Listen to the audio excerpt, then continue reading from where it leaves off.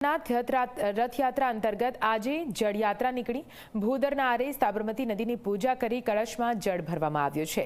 ગૃહ રાજ્યમંત્રી હર્ષ સંઘવી, પૂર્વ નાયબ મુખ્યમંત્રી નીતિન પટેલ, સંત અવિચલદાસજી મહારાજની હાજરીમાં સાબરમતીનું પૂજન કરવામાં આવ્યું।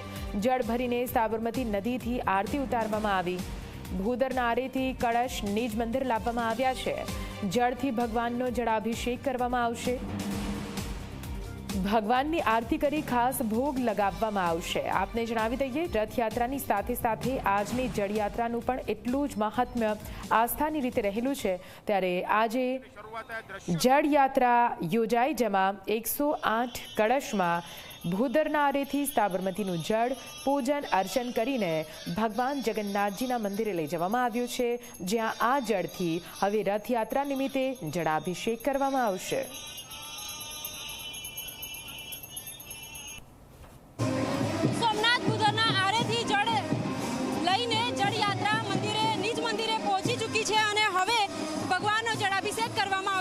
गजराज के जो आगेवानी करी रहा था जड़यात्रानी वो पण मंदिरे पहुंची चुक्या छे अने सौ भक्तो नाचता गाजता भगवानना नाम लईने झूमता सौ कोई निज मंदिरे पहुंची चुक्या छे अने हवे भगवाननो जळाभिषेक कराववामां आवशे। गरबा गाई रह्या छे, गरबानी लहरो झूमी रह्या छे, भजन गाई रह्या छे अने निश्चित रूपे आजना जे पर्व छे, पावन जे पर्व छे एने सौ कोई मनावी लेवाना मनमा छे, कारण के भगवान पण एटला ज सुंदर एटला ज मनमोहक स्वरूप वच्चे सौ कोईने आशीर्वाद आपी रह्या छे। तो भगवानना आशीर्वाद झीलवामां पाछळ पानी कई रीते करी शकाय, એટલે એ જ દ્રશ્યો પણ અત્યારે સામે આવી રહ્યા છે કે જેમાં સૌ કોઈ પોતાના તમામ જે દુઃખ દર્દ છે એને ભૂલીને એને વિસરાવીને ભગવાનના દ્રશ્યોના પર ભગવાનના સ્વરૂપના આનંદ લઈ રહ્યા છે, ભગવાનના આશીર્વાદ મેળવી રહ્યા છે। કેમેરામેન ઉમેશ પરમાર સાથે સપના શર્માજી, 24 કલાક અમદાવાદ। તો આપને જણાવી દઈએ, જળયાત્રા હાલ તો નિજ મંદિર પરત ફરી ચૂકી છે, જ્યાં 108 જેટલા કળશમાં ભગવાન જગન્નાથજી માટે ખાસ ભૂદરના આરેથી જળ લાવવામાં આવ્યું છે। જો કે આ જળયાત્રામાં પણ પાલખી સાથે સાથે ગજરાજથી લઈને ભજન મંડળીઓ પણ જોવા મળે છે।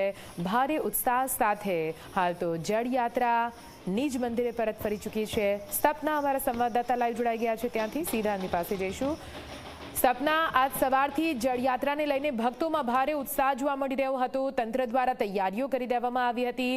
સવારથી લઈને અત્યાર સુધી કેવા દ્રશ્યો અને અત્યારે હાલ શું કંઈ વિધિ વિધાન પૂજા મંદિરમાં ચાલી રહ્યા છે?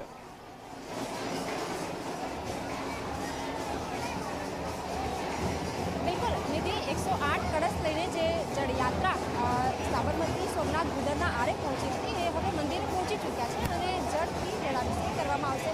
ગરમીની સિઝન છે, ભગવાનને ગરમી ન લાગે તે માટે ભગવાનનો જળાભિષેક પણ કરવામાં આવશે। ખાસ કરીને શાસ્ત્રોક્ત વિધિ સાથે આજે જળાભિષેક છે કરવામાં આવશે અને ભગવાન પણ આજે કેટલા પ્રસન્ન થઈને સૌ કોઈને આશીર્વાદ આપી રહ્યા છે। વાતચીત પણ કરવામાં આવે તો મહત્વની વાત છે કે તમામ જે અતિથિ છે, મુખ્ય મહેમાનો છે, એઓ પણ મંદિરે ઉપસ્થિત છે। સાથે મંદિરમાં ક્યાંક થોડા ભીડ પડી છે, મંદિરમાં પગ મૂકવાના પણ આજે સ્થિતિ નથી, એટલી ભીડ મંદિરમાં છે।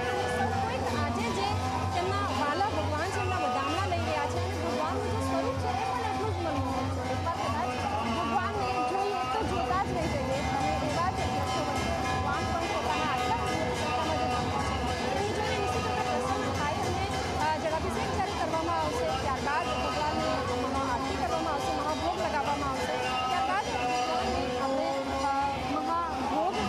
બિલકુલ સપના, જોડાયેલા રાજુ, ફરીથી આપની પાસે આવીએ છીએ। સહયોગી દીક્ષિતા પણ જોડાઈ ગયા છે, જેઓ પણ મંદિરમાં ઉપસ્થિત છે। દીક્ષિતા, સીધા આપની પાસે આવીશું। આપ પણ સવારથી મંદિરમાં ઉપસ્થિત છો, સવારથી અત્યાર સુધી કેવા ભક્તિના આસ્થાના રંગો જોવા મળ્યા છે? આપે ભક્તો સાથે પણ વાતચીત કરી હશે। રથયાત્રા પહેલા જળયાત્રાને લઈને ભક્તોમાં કેવો ઉત્સાહ?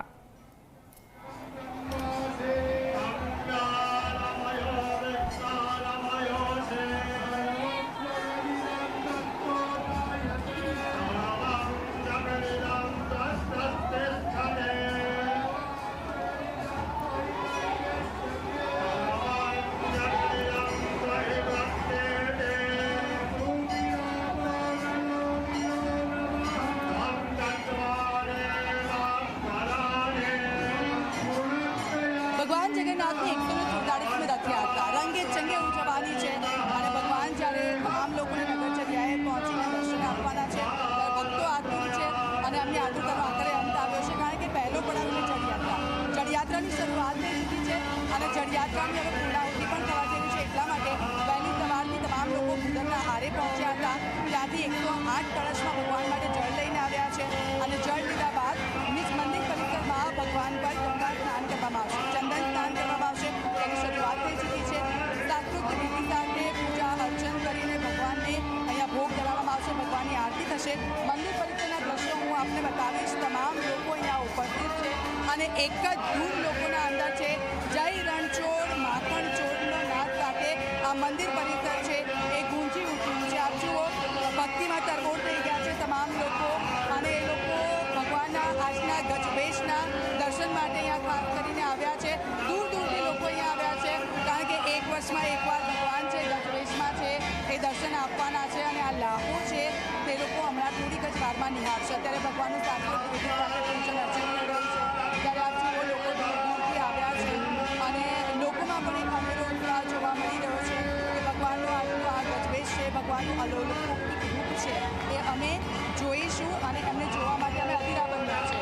ત્યારબાદ ભગવાન છે મોસાળ ખાતે થશે. એક નાના બાળ ગોપાલ છે અને મને લાગે એક નાનકડું બાળક છે, તેને તૈયાર કરવામાં આવ્યું છે અને ભગવાનના મંદિરમાં તે લોકો અહીંયા આવ્યા છે.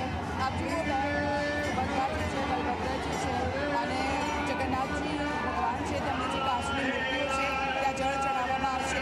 ત્યારબાદ ચંદન પૂજન કરવામાં આવશે. તમામ સંતો મહંતો અહીંયા ઉપસ્થિત છે, તમામ અતિથિઓ અહીંયા ઉપસ્થિત છે. તેમની હાજરીમાં અહીંયા ભગવાનની જે વિધિ છે આજની એ પૂરી કરવામાં આવશે અને થોડીક જ વારમાં મામાના ઘરે પણ લોકો આતુર બન્યા છે કે મારા ભાણેજ ક્યારે આવે અને તેમને લેવા માટે સરસપુરથી કેટલાક લોકો અહીંયા આવ્યા છે અને સરસપુરવાસીઓ માટે પણ ઉત્સાહનો એટલો જ માહોલ છે. ત્યાં પણ મંદિરને ભવ્ય રીતે શણગારવામાં આવ્યું છે અને ભાણેજના આવવાની રાહ જોવાઈ રહી છે અને ત્યારબાદ 15 દિવસ સુધી ભગવાન છે એમના ત્યાં રહેશે. આપ જુઓ આ દ્રશ્યો, લોકો એવું કહી રહ્યા છે કે ભગવાન અમે તમારી શરણમાં આવ્યા છે, મારું જીવન એ તારું છે અને અમે સરેન્ડર કરીએ છીએ. અમે અહીંયા હાજરી પુરાવીએ છીએ કે અમે તમારા દ્વારે આવ્યા છે અને અમારી આ હાજરી છે તેનો સ્વીકાર કરો. અમારી બિલકુલથી આપની પાસે આવીએ છીએ